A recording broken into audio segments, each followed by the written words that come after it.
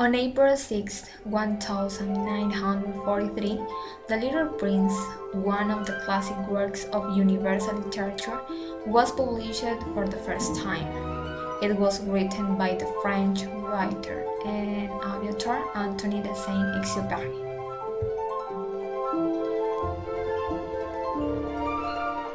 All the elders have been children first, but few remember it. When Leon Ward was a boy. When I was 6 years old, I saw a book about the virgin forest called Living Stories.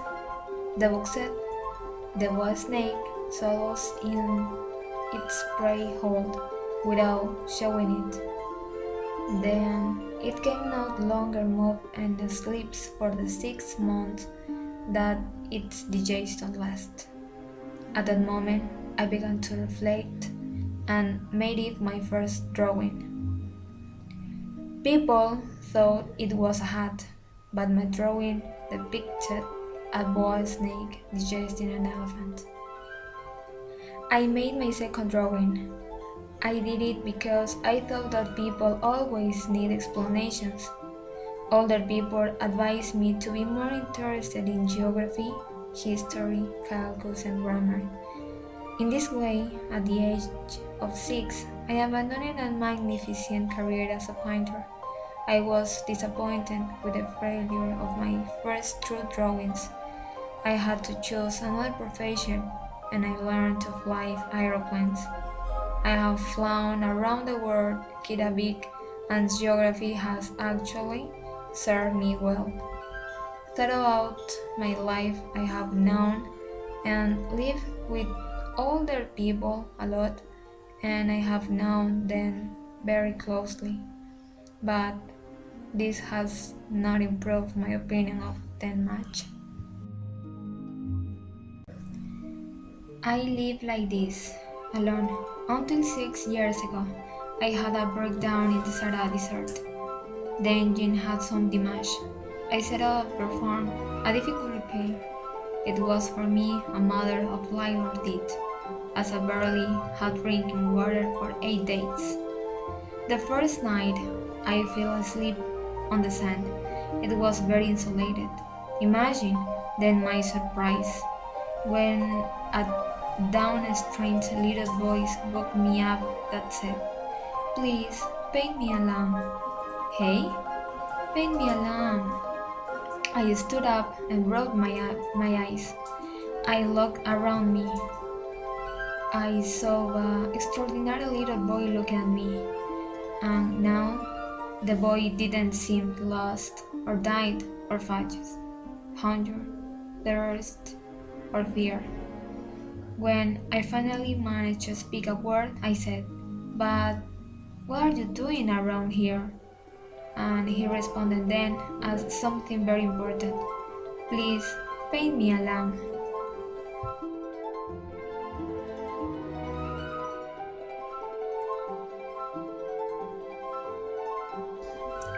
I took a sheet of paper and a pencil out of my pocket, and I told the little boy that I didn't know how to draw. "It doesn't matter," he replied. "Paint me a lamb." I drew a lamb.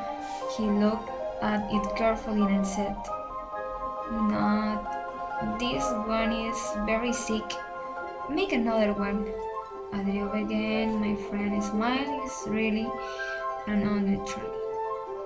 "You see? This is not a lamb, this is a ram. It has horns." I did my drawing again. It was rejected just like the previous ones. This is too old. I want a sheep that will live a long time." I got tired and drew it quickly, showed it to him, and added, "This is the box. The sheep you want is inside." To my great surprise, the face of my young Judith lit up. "Oh, that's how I wanted it. Do you think a lot of grass for this land is needed?" "Why?"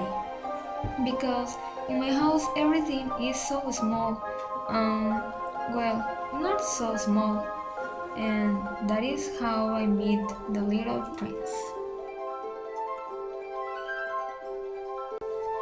In this way, I learned a very important thing. His home planet was hardly bigger than a house. When an astronomer discovers one of these planets, he gives it a number by name. He calls it, for example, asteroid 3251. I have strong reasons to believe that the planet from which the little prince came was the asteroid B612. This asteroid has been seen only once with the telescope in 1909 by a Turkish astronomer. If I had told you about all these details about the asteroid B612 and have even given you its number, it is out of consideration for the older people like numbers. Every day I learn something new about the planet, about the temperature, and about the journey. This came from reflections. In this way, on the third day, I became aware of the drama of the baobabs. The little prince asked me, "It is true that the lambs eat bushes?" "Yes, it is." Um, what an answer I am. Then they eat the baobabs too. I made the little prince understood that the baobabs are not shrubs, but trees as big as churches. Said the little prince. Baobabs, before they grow up, are very teeny. It is true, but why do you want your lambs to eat the baobabs? Indeed, on the planet of the little prince there were, as on all planets, good herbs and bad herbs. But if it is a weed, it must be pulled up immediately as soon as one has recognized it. On the planet of the little prince there were terrible seeds, like the seeds of the baobab. If a baobab is not uprooted in time, there is no way to get rid of it later. It covers the entire planet and pierces it with its roots. Following the instructions of the little prince, I drove this planet. Although I don't like the role of moralist. The danger of the baobabs is so unknown, and the dangers that can wrong get lost in the asteroid are so great. The lesson he could teach within him was worth it.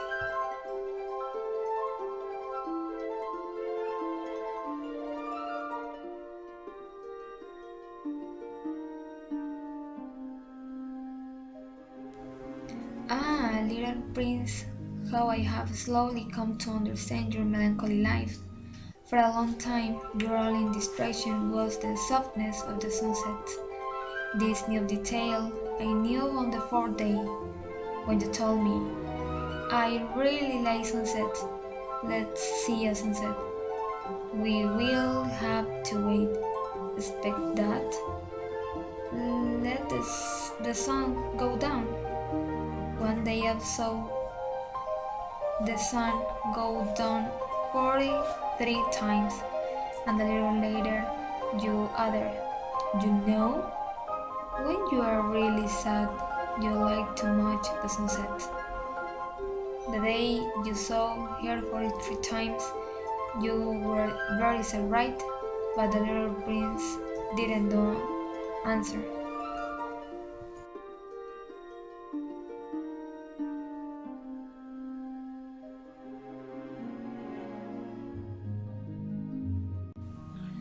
On the fifth day, and also in relation to the lamb, This other secret of the life of the little prince was revealed to me. He asked me abruptly and without preamble as a result of a long pondered problem in silence. If a lamb eats the bushes, it will also eat the flowers, right? A lamb eats everything it finds, and also the flowers that have thorns. Yes, also the flowers that have thorns. Then what are the thorns for? The little prince never allowed the question posed by him to go on Wednesday. The flowers are weak, they are naive, they defend themselves as best they can. They think they are terrible with their thorns. Then he continued, if someone loves a flower, of which there is only one example in millions and millions of stars, just look at them to be happy. He can say satisfied. My flower is there somewhere, but if the lamb eats it, for him it is as if all the stars suddenly went out. And this is not important. I didn't know what to say to him, how to comfort him, and making him trust me again. I feel bad. It's so mysterious, the land of stars.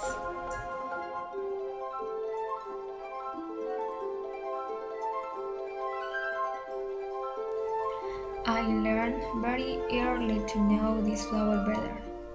The little prince observed the road of an oak cocoon and was convinced that the miraculous apparition would come from there. But the flower didn't finish preparing its beauty in the shade of this green envelope. Until the morning, presently at sunrise, it was splendid. The flower, which hard worked with such precision, said, yawning, "Ah, forgive me. I just woke up. I'm all disabled." The little prince couldn't contain his admiration. "Oh, you are beautiful." "True?" The flower replied severely. "I was born at the same time as the sun." The little prince guessed exactly that she was not very modest indeed, but she was so moving. The flower said to him, at night you will cover me with a lantern. It is very cold in your land. I am not very comfortable where I come from." In this way, the little prince, despite the good will of his love, had come to dove her.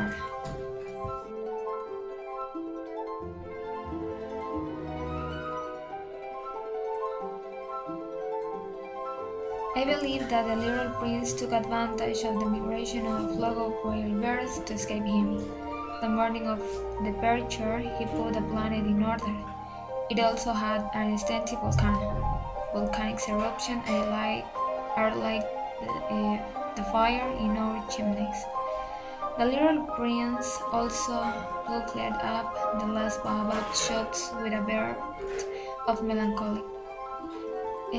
I thought I was never going to return, and when he watered the flower for the last time and prepared to put it in under the lantern, he felt like crying.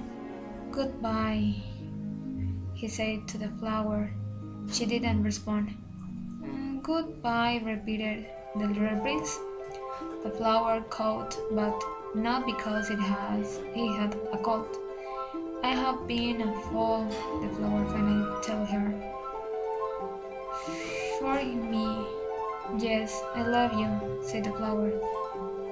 "It was my fault that you didn't know it, but that doesn't no matter. And you had been as stupid as me, trying to be happy. And let's go of that plantains at once. I don't love you anymore, and don't prolong your farewell any longer. Since you have decided to leave at once. The flower didn't want him to see her cry. She was so proud.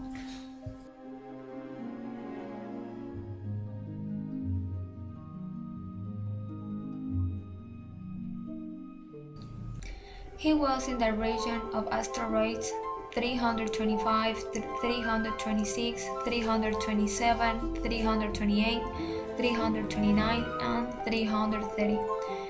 To occupy himself with something and learn at the same time, he decided to visit them. The first was inhabited by a king. The king was seated on a very simple and yet majestic throne. All men are subjects. Come closer so I can see you better, said the king, who was proud to finally be someone's king. The little prince looked for a place to sit, but the planet was totally occupied by the magnificent army clock. And since he felt a little sad when remembering his little abandoned planet, he dared to request grace for the king. I would like to see a sunset. Give me that state, ordered the sun to set. You will have your sunset. I will demand it. But as my governing science dictates, I will hope that conditions are favorable. And when will be that? Um, the king replied, consulting a counselor beforehand. I will be around. It will around 7:40. You will see how to be me. The little prince yawned. He regretted his frustrated sunset and was also getting a little bored already. I have nothing to do here, he told me the king. I'm going.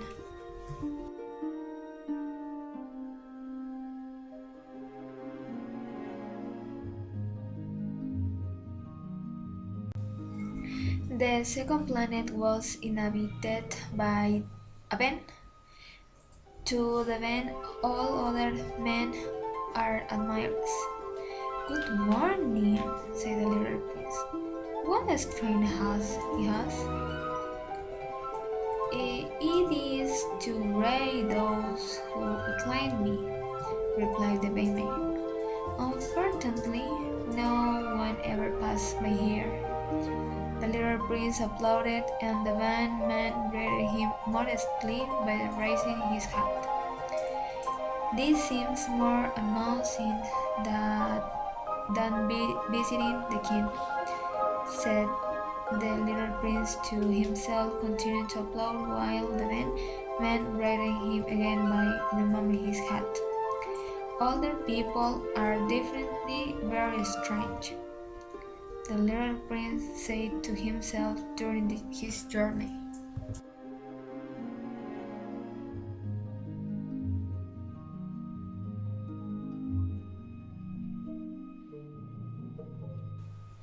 The third planet was habited by the drinker.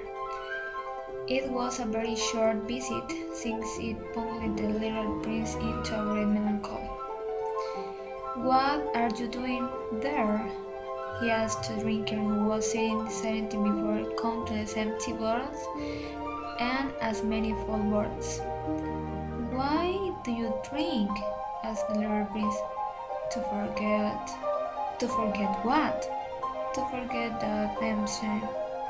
The drinker confessed, lowering his head. Shame of what? Shame to drink. The drinker concluded, shutting himself up again and deeply in silence. And the little prince, perplexed, left. There is no doubt that older people are very strange, the little prince kept saying to himself during his journey.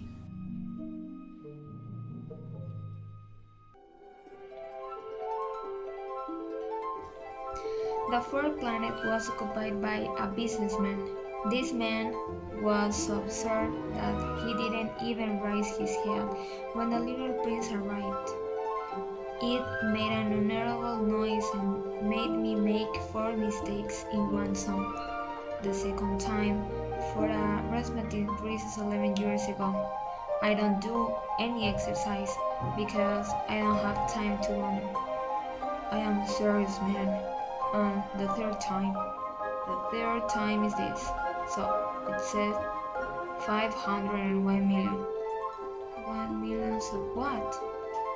The businessman realized that he had no hope of being left alone. Millions of those little things you sometimes see in the sky. Stars? That's stars. And what do you do with 500 million stars? 501,622,731. I am serious and exact man. The businessman opened his mouth but found no answer. The little prince abandoned the planet. Older people are definitely extraordinary. He held himself simple during his trip.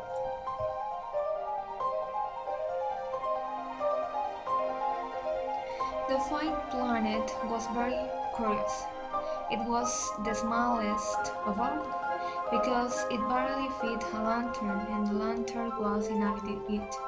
The little prince couldn't explain what purpose a lantern and lamplighter would serve there in the sky on a planet without houses and without population. However, he said to himself, this man, perhaps, is absurd. However, he is less absurd than the king, the pen, the businessman, and the drinker.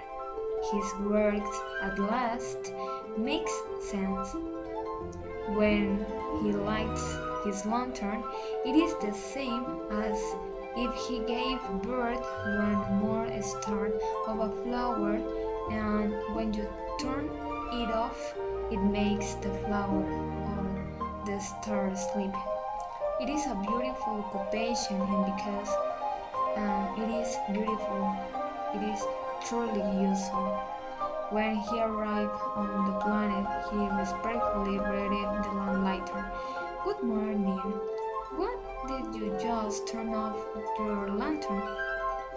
It is the what word, replied the lamplighter. Good morning. And what is the slogan? Put on my lantern. Good night, and he lit the lantern. What the little prince didn't dare to confess was that the reason why he regrets not standing on this blessed planet was due to the 1440 sunsets that he could enjoy every 24 hours.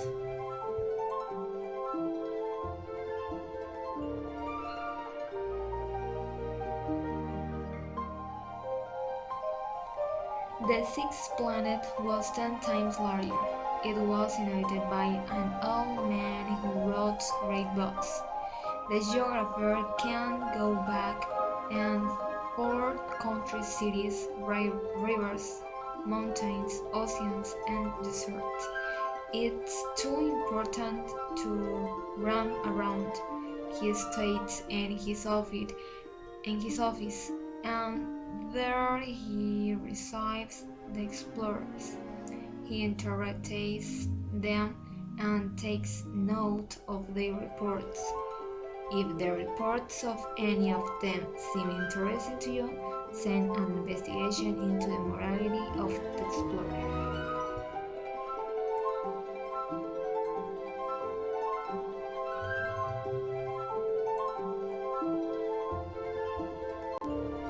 The seventh planet was therefore Earth.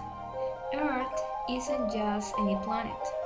There are 111 kinds no forgetting, of course, the Black Kings, 7,000 geographers, 900,000 businessmen, 7.5 million drunkards, 311 million men, that is to say, about 2 billion of old people. To give you an idea of the dimensions of the earth, I will tell you that before the invention of electricity, a retail army of 462,511 livelighters had to be maintained on all 6 continents. Only the lamplighter with the only North Pole lantern and his college with the only South Pole lantern led a life of illness and rest. They didn't work more than twice a year.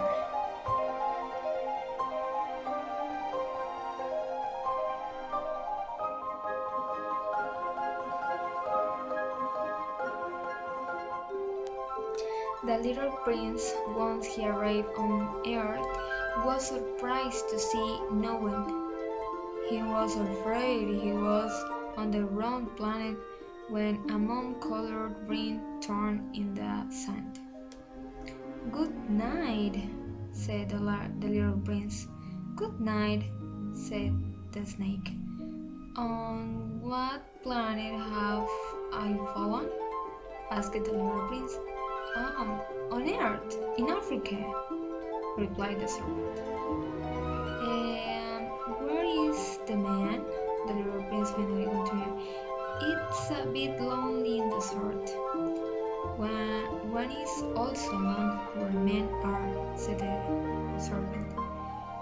The little prince looked at him for a long time and said, "You are very dull, think as finger, but I am more powerful than a king's finger," the serpent interrupted. "I feel sorry for you, so weak on this very earth. If you ever miss your planet a lot, I can help you, may I?" "Oh," said the little prince, "I have understood you, but why do you speak with riddles?" "I solved them up," said the snake, and they fell silence.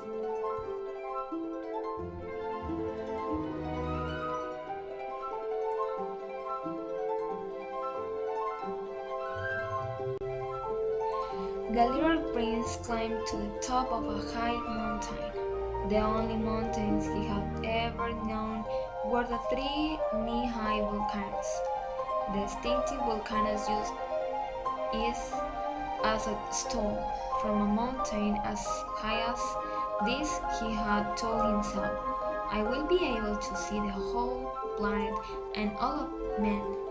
But he could not see more than a few rock tips. "Good morning," exclaimed the little prince at random. "Good morning, good morning, good morning," the echo replied. "How are you?" asked the little prince. "How are you? How are you? How are you?" answered the echo. Be my friends, I am alone," said the little prince. I'm just, echoed the echo. "What a strange planet," thought the little prince then. "It is dry, pointed, and salty, and make lack imagination. They do nothing more than repeat what they are told. In my land I had a flower. I always spoke the first."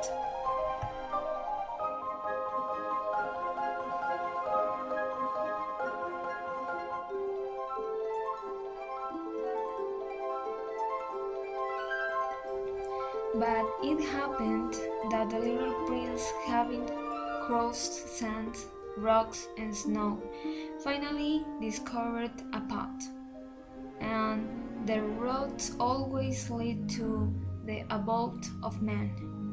"Good morning," said. It was a garden full of roses.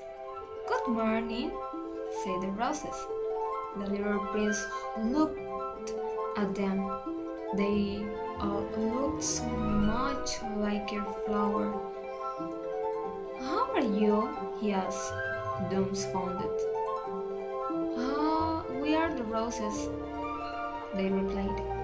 Ah, exclaimed the little prince, and he felt very unhappy. His flower had told him that it was the only one of its kind of the entire universe. And now he had before his eyes more than 5,000 all alike in a single garden. And then he continued saying to himself, I thought it was rich with a unique flower, and it turns out that I have nothing but an ordinary rose.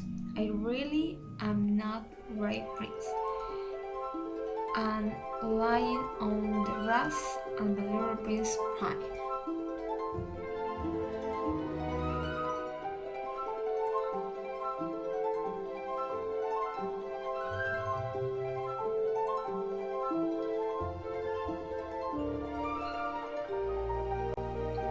Then the fox appeared. Good morning, said the fox.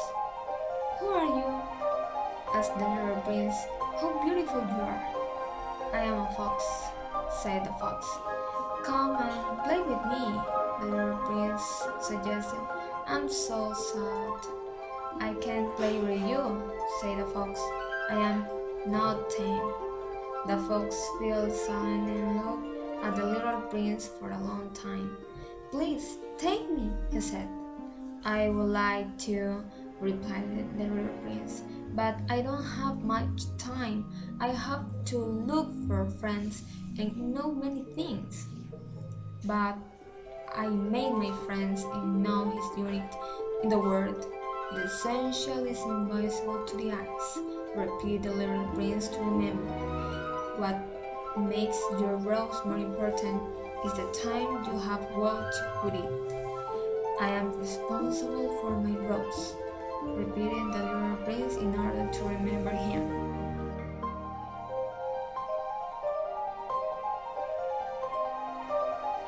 As the little prince fell asleep, I took him in my arms and set off again. I was excited to carry that frail treasure, and it seemed to me that there was nothing more frail on earth. I continued walking, and I discovered the well. The well we had found was nothing like the Sarah wells. These pits are simple holes that are cut into the sand. The one before us looked like the wall of a people, but there were no tombs there, and it seems to me that I was dreaming. I raised the bucket to his lips, and the little prince drank with his eyes closed. Everything was nice as a party.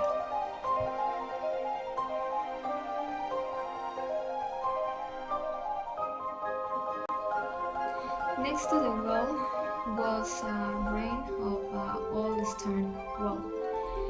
When I come back from work the next day in the afternoon, I saw from afar the little prince sitting up high with his legs dangling.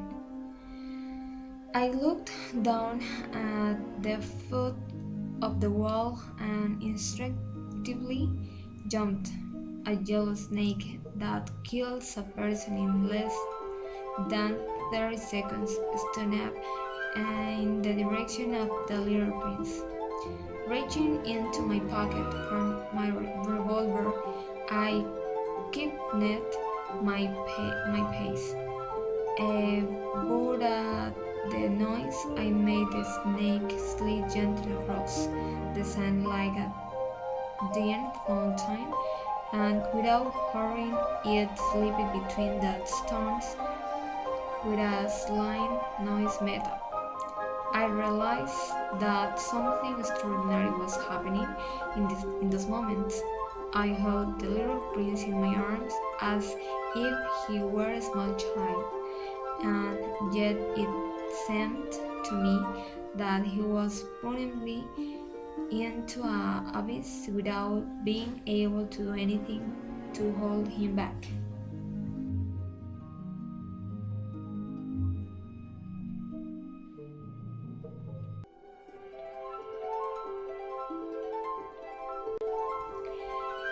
He had decided still for a moment, then got up and took a step.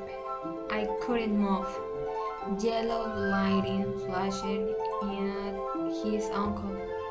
He was mentioning for a moment without uttering a cry. Then it fell slowly like a tree falls without making the slightest sound because of the sand.